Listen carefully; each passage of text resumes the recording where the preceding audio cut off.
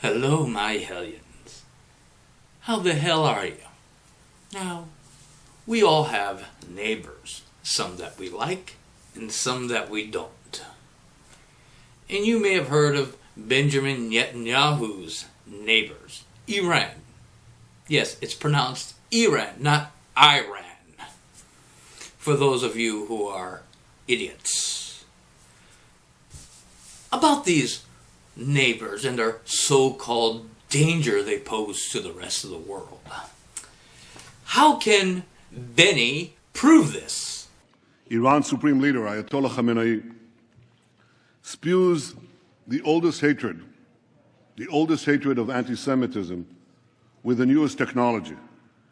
He tweets that Israel must be annihilated. He tweets. Tweets? Is that all? Don't they have a Facebook page or a website? You know, I'm sure they're on YouTube somewhere. However, he did bring up some historic facts on his presentation of this extreme emergency.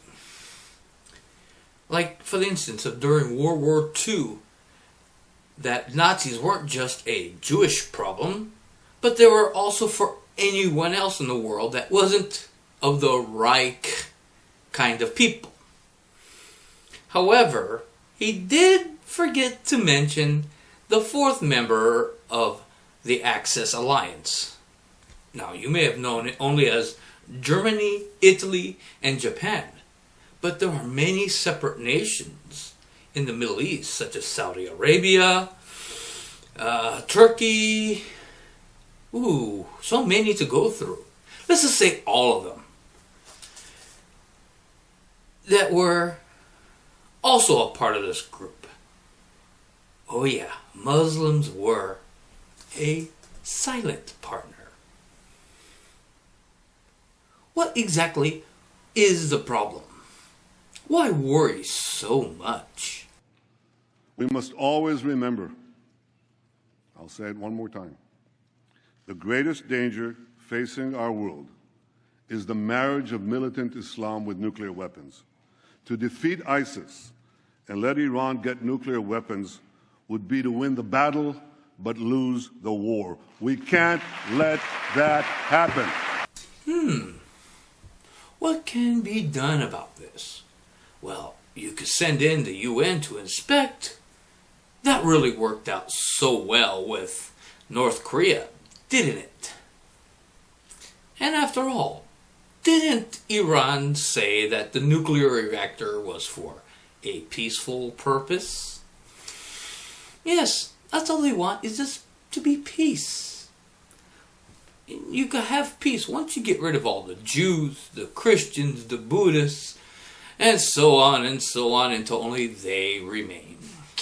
See, one step at a time to global peace. What can be done about this? Well, you could send in the UN to inspect. That really worked out so well with North Korea, now didn't it? After all, Iran did say this nuclear reactor is only for peaceful purposes.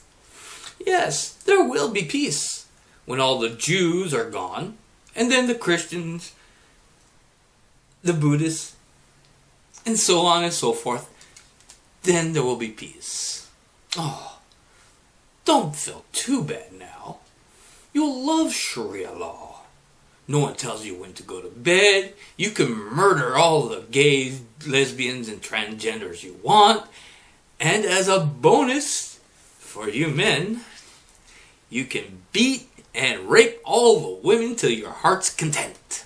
Isn't that just wonderful of these moderate, progressive people? Now, you might be saying these are some serious concerns.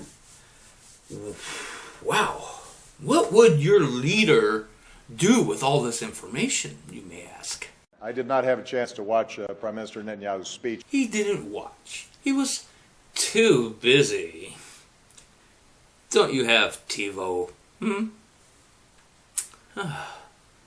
Aren't you Mr.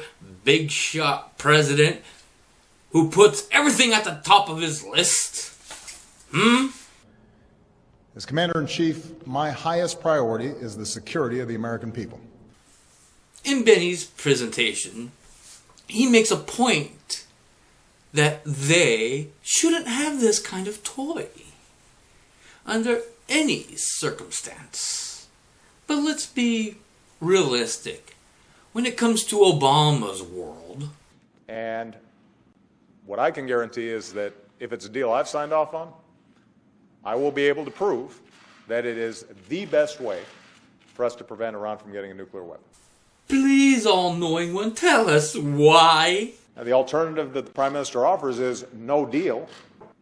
But when it comes to this nuclear deal, let's wait until there's actually a deal on the table that Iran has agreed to.